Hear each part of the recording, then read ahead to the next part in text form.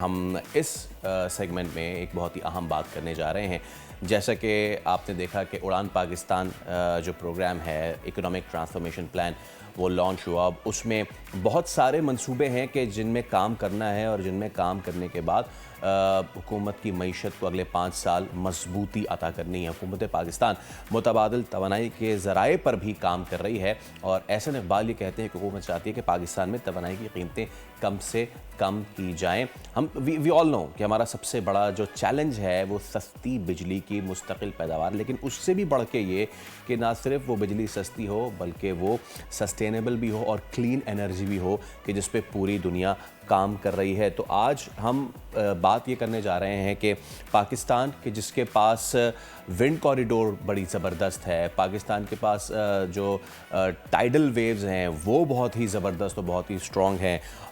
Solar का तो आप सबको पता है, सोलर एनर्जी जो है उससे हम कितना इस्तेफ़ादा कर सकते हैं, कितना कर रहे हैं, कितना करना चाहिए, वो कौन कौन से तरीक़े हैं कि जिससे काबिल तजदीद तवानाई को हम ना सिर्फ अपनी ज़रूरत पूरा करने के लिए हासिल कर सकते हैं बल्कि उससे मुल्क की मईशत को मजबूत से मजबूत तर भी बना सकते हैं। इसी पे आज हमने मदऊ किया है। हमारे साथ मौजूद है एक ऐसी शख्सियत जो कि एंटरप्रेन्योर भी हैं और एनर्जी एक्सपर्ट भी हैं।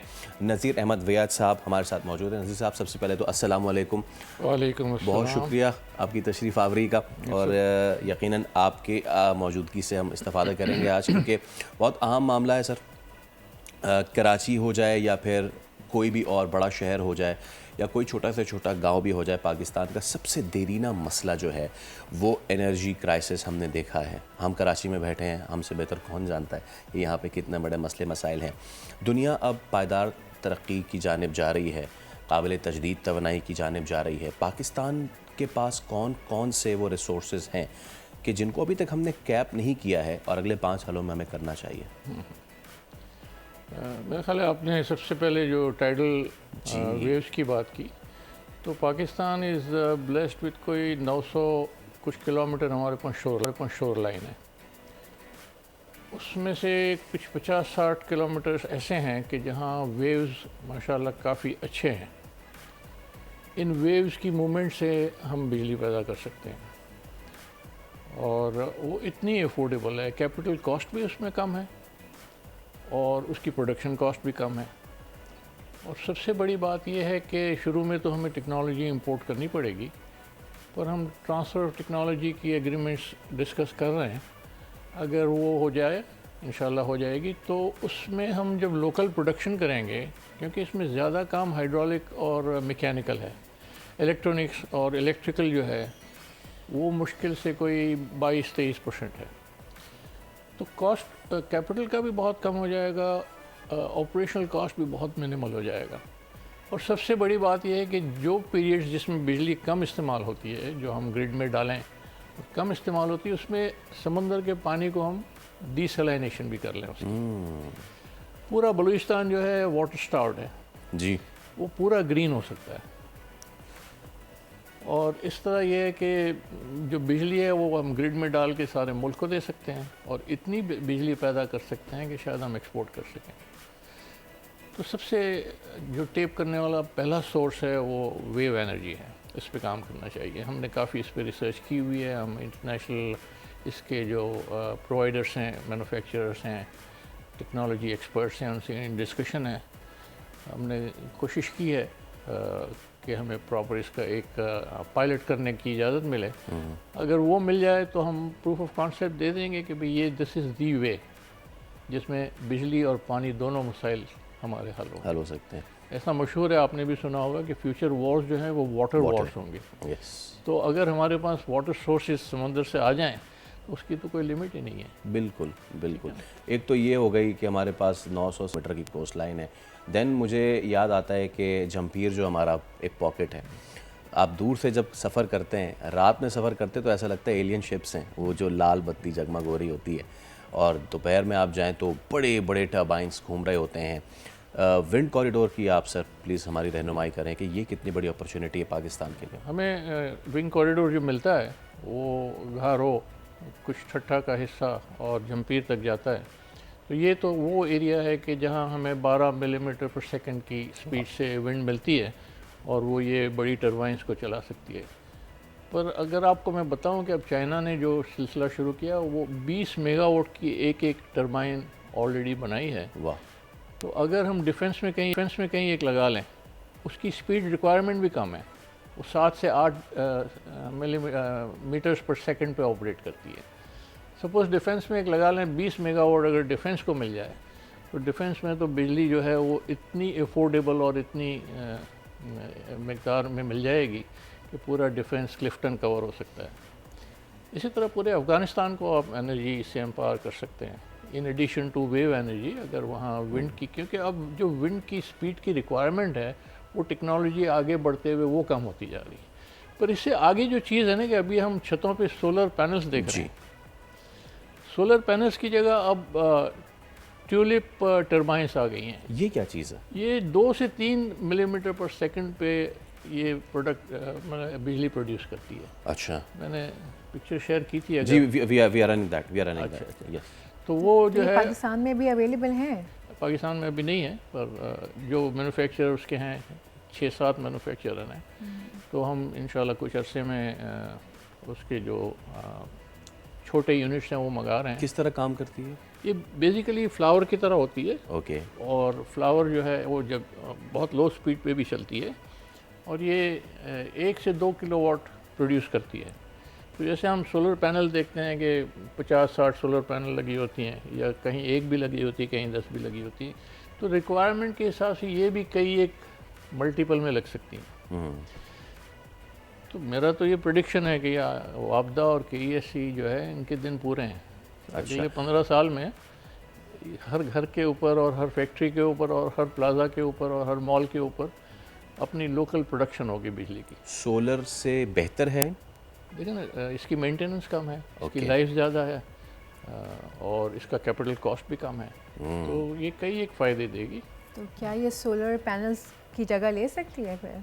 लेकिन नॉर्मली हाइब्रिड सिस्टम होने, क्योंकि हवा हमेशा नहीं चलती जी, और रोशनी हमेशा नहीं होती। तो अगर ये दोनों का हाइब्रिड अगर हम हर छत पे लगा दें, तो मैं समझता हूँ कि दिस इज़ द फ्यूचर। अवैध साहब, हमारे पास इतनी विंडो ऑफ अपॉर्चुनिटी है, समंदर हमारे पास, हवा हमारे पास, सूरज की रोशनी हमारे पास। I was watching a documentary, दुनिया कितनी आगे जा चुकी है। आइसलैंड ने जो वॉल्केनो का जो भाप होती है उसको अंडरग्राउंड लेके और फिर उससे वो बिजली पैदा कर रहे हैं, और उससे क्लीन एनर्जी कोई है नहीं। अभी जो ये जो इकोनॉमिक ट्रांसफॉर्मेशन प्लान आया है 24 था 29, हमें कितना ज़्यादा वॉर फुटिंग स्पेस पे काम करने की ज़रूरत है? रिसोर्सेज हमारे पास हैं, आज से नहीं कब से हैं, हमने उसको यूटिलाइज़ नहीं किया। आपको लगता है कि इस बार हमारी सम दुरुस्त है, और कितना तेज़ी से इस पे काम हमें करना चाहिए? देखिए, एनर्जी बहुत क्रिटिकल है किसी भी मुल्क की प्रोग्रेस में, डेवलपमेंट पे, हर चीज़ पे वो इम्पेक्ट करती है। वो छोटा घर हो या एक बड़ा ह्यूज कोई मैन्युफैक्चरिंग यूनिट हो, सब जो है आजकल बिजली से बहुत परेशान है। गैस की भी अब हमारे वहाँ क्राइसिस हो गई है। तो आई फुल्ली रिकमेंड कि इस पे अगर वॉर से भी कोई आगे वर्ड है ना, तो उस फुटिंग पे हमें काम करना चाहिए। बहुत ही फौरी स्टेप्स लेना चाहिए। बहुत सारी हमारी जो पिछली गलतियां हैं उनको या करेक्ट करनी चाहिए, या उसका मुतबादिल देना चाहिए। एक और आप जो मिस कर रहे हैं कि हमारे पास डेजर्ट्स बहुत हैं जी, अच्छा, शारा बहुत हैं। वहाँ काफ़ी मुल्कों ने अब सोलर टावर लगाए हैं। ओके। उसमें एक तकरीबन 500 मीटर के डायमीटर में एक पूरा प्लेटफॉर्म बनता है। ठीक है। जिसके अंदर कॉनकेव लेंसेज होते हैं। सूरज की जब रोशनी पड़ती है, वो रेस प्लेटफॉर्म होता है, नीचे उसकी जो हवा है, जो चारों तरफ से पंखे पंप कर रहे होते हैं, वो हवा गर्म होती है। ठीक है। गर्म होती है, और एक टावर होता है जिसके अंदर से ये हम देखिए, हाँ, ये इसी की बात हो रही है। वो टावर से वो जब हवा ऊपर जाती तो उसके अंदर बेतहाशा टर्बाइंस लगी होती हैं। तो हमारे पास चूँकि शरा बहुत है, डेजर्ट्स बहुत हैं। जी हाँ, थर से लेके चोलिस्तान है। और इस तरह ये डेजर्ट्स के ऊपर हमें सनलाइट भी बहुत मिलती है जी। सोलर के मुकाबले में ये बहुत ज़्यादा अफोर्डेबल है, इसका कैपिटल कॉस्ट ज़्यादा है। मैं भी यही पूछने वाली थी आपसे, कैपिटल कॉस्ट जी, इसका कैपेक्स ज़्यादा है, बट एक बार ये लग जाए तो 40-50 साल तक मुमकिन है कुछ लेंसेज डैमेज जो है वो चेंज करने पड़ेंगे। कोई मेंटेनेंस कॉस्ट नहीं है, सिर्फ उसकी क्लीनिंग करनी है, वो भी अब रोबोटिक सॉल्यूशंस आ गए हैं जिससे वो क्लीन होती रहें। तो ये भी एक बहुत अहम सोर्स है, और अल्लाह ने हमें, जैसे आपने कहा, कि हर चीज़ से नवाजा है। शोर लाइन भी है, पहाड़ भी है, डिज़र्ट्स भी हैं, जंगल भी है, हमारे पास हर चीज़ है। तो और वाटर रिजर्वायर भी है बहुत।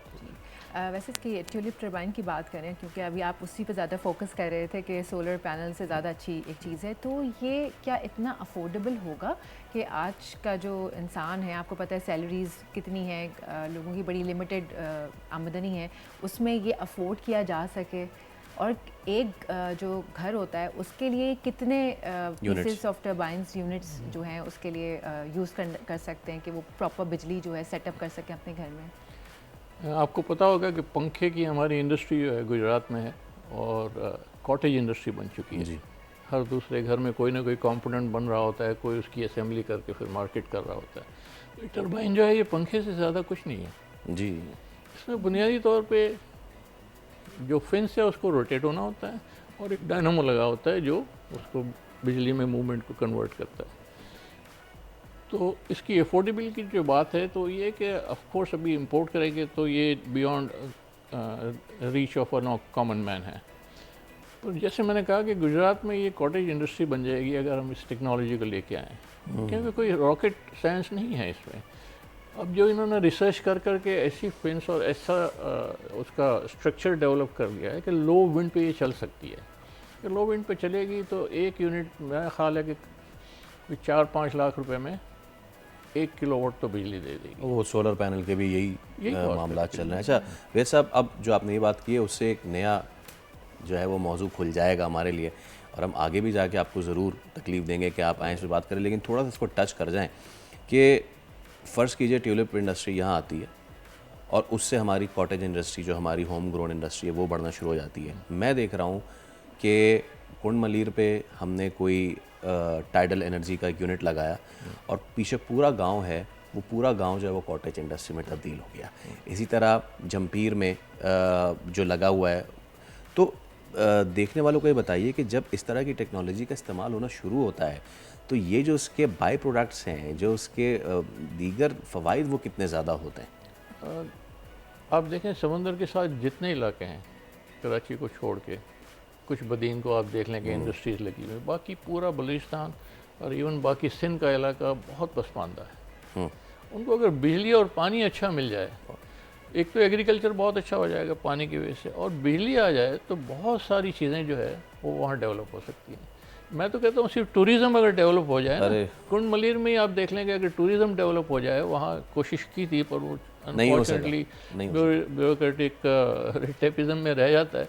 अगर इस पर कोई कमिटमेंट हो, एक जो बहुत अच्छी बात हुई है ना पाकिस्तान में, वो जो SIFC बनाया गया है, वो आई थिंक बहुत अच्छी एक डेवलपमेंट है, और हम उनसे डिस्कस भी कर रहे हैं मुख्तलिफ बिजली के, ख़ास तौर पे जो हाइड्रोजन फ्यूल का सोल्यूशन है, अच्छा, उसको भी डिस्कस कर रहे हैं।